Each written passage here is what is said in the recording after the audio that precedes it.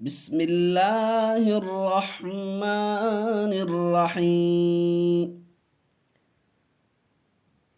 القارعة ما القارعة وما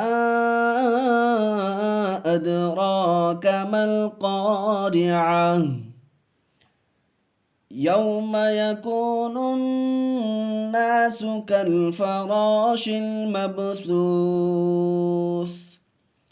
وتكون الجبال كالعهن المنفوش فأما من ثقلت موازينه فهو في عيشة راضية وأما من خفت موازينه فأمه هاوية وما أدراك ما هي نار حامية.